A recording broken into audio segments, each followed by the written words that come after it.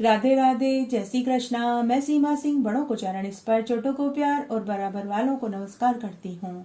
आज मैं आपको मकर संक्रांति के दिन चांदी की चीजें तुलसा जी को चढ़ाने के बाद बहन बेटियों को, सुहागिनों को देने का जो नेग है वो किस तरह से लिया जाता है वो बताने जा रही हूँ। अगर आपने सभी नियम ले लिए हैं, जैसे सास ससुर को कपड़े उड़ाने का, सीढ़ी चढ़ाने उतारने का, मंदिरों में सवा सेरी का या 100 सेरी का, सारे नियम आपने पूरे कर दिए हैं, तो इस बार आपको तुलसा जी के चांदी और सोने की 13 आइटम चढ़ा के फिर उसे आप अपनी बहन बेटियों को दें, चाहे आप अपनी फ्रेंड सर्किल में दें, पड़ोसनों में दें, भांजे भांजियों को दें, दोयते दोयतियों को दें। तो ये नियम कैसे लेते हैं वो आज हम पूरा विस्तार से जानते हैं। अगर आप हर साल एक एक चांदी की चीज तुलसा जी को चढ़ाकर दे रहे हैं तो आपको यह नियम फिर 14 साल तक देना पड़ेगा। और अगर आप चाहते हैं कि एक ही साल 13 सोने चांदी की चीज तुलसा जी को चढ़ा के आप एक साल में ही 13 सुहागिनों को ये सारे सामान दें, तो आपको फिर 13 साल तक ये नियम नहीं लेना पड़ेगा। इसके लिए आप चांदी की बिछिया ले सकते हैं, चांदी की अंगूठियां ले सकते हैं।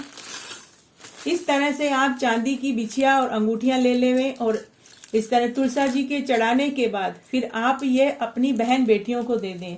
तो इस तरह आप यहाँ तुलसा जी के पास रख देवें और बोलें कि हे तुलसा जी, मैंने आज आपको मकर संक्रांति पर चांदी की बिछिया और ये अंगूठियां चढ़ाई है, मेरी ये स्वीकार हो। तो इस तरह आप 13 ले आए चांदी की बिछिया और अंगूठी। तो ये 13 जोड़ी है जो मैंने यहाँ रखी है। अगर आप इससे ज्यादा करना चाहते हैं तो आप चांदी की पायजेब 13 जोड़ी ले आए।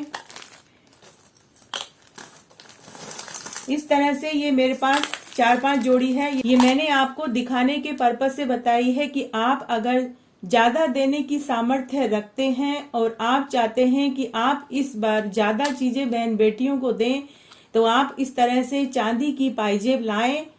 सबसे पहले आप तुलसा जी को यह अर्पित करें। अगर आप हर साल एक एक पायजेब की जोड़ी तुलसा जी को चढ़ाकर बहन बेटियों को देना चाहते हैं तो आपको यह नियम 13 साल तक करना होगा। लेकिन अगर आप चाहते हैं कि एक ही साल में आप 13 सुहागिनों को 13 जोड़ी चांदी की पायजेब दे दें, तो आप इस साल ही 13 जोड़ी चांदी की पायजेब लावें।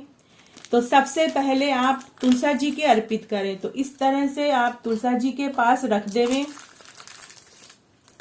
तो ये मैंने तुलसा जी के रखी है। ये मैं आपको इसलिए बता रही हूँ कि आप अपनी सामर्थ्य अनुसार कर सकते हैं। या तो आप चांदी की 13 अंगूठी ले आए, या फिर आप 13 जोड़ी चांदी की बिछिया ले आए, या फिर आप 13 जोड़ी चांदी की पायजेब ले आए। अगर आप चाहते हैं कि आप ज्यादा भी नहीं करना चाहते, कम करना चाहते हैं, तो आप ऐसे 13 चांदी के सिक्के ले आए। सिक्के लाने के बाद सबसे पहले आप तुलसा जी के चढ़ावें। उसके बाद आप एक एक जोड़ी पायजेब की, या एक एक जोड़ी बिछिया की, या एक एक चांदी का सिक्का, जब भी आप किसी सुहागन को देवें तो सबसे पहले एक ऐसे दोना ले लेवें, उसमें एक बिंदी का पत्ता और 2-2 तिल के लड्डू रखें। इस तरह से 2-2 तिल के लड्डू रख के, अगर आप चांदी का सिक्का दे रहे हैं तो ये ऐसे रखें और फिर तुलसा जी के अर्पित करके फिर आप अपनी बहन बेटियों को, जिठानी को, देवरानी को, सास को, बुआ सास को, ऐसे आप सुहागन स्त्री को ये देवें। तो यह अगर आपने नियम ले लिया तो उस घर में माता तुलसा का आशीर्वाद बना रहता है। तुलसा जी की कृपा उनके ऊपर हमेशा बनी रहती है। तुलसा जी को चढ़ाने के बाद फिर आप ये अपनी बहन बेटियों को, पड़ोसनों को, फ्रेंड सर्किल में दें, तो यह नियम बहुत फलता फूलता है, घर में सुख शांति बनी रहती है। तो इस बार आप यह नियम जरूर लेवें। तो यह मैंने आज आपको ये नियम बताया है। इस तरह से जब भी आप ये नियम लेवें तो पहले दीपक जलावें। दीपक जलाने के बाद थोड़ा सा पानी तुलसा जी में ऐसे छोड़ देवें और जो भी सामान आप दे रहे हैं वो सामान सारे आप तुलसा जी के अर्पित कर देवें। और फिर इस तरह से यहाँ पे थोड़ा सा टीका लगावें, चंदन का टीका लगा के मिश्री चढ़ावें। चावल छोड़ें थोड़े से, तो ये मैं थोड़े से चावल छोड़ रही हूँ।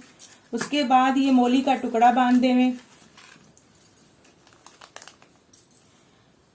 तो ये तुलसा जी की यहाँ मैंने मोली का टुकड़ा बांध दिया और फिर आप ये सारा सामान यहाँ रख के और आप अपनी बहन बेटियों को चांदी की चीज इस बार नेग में देवें।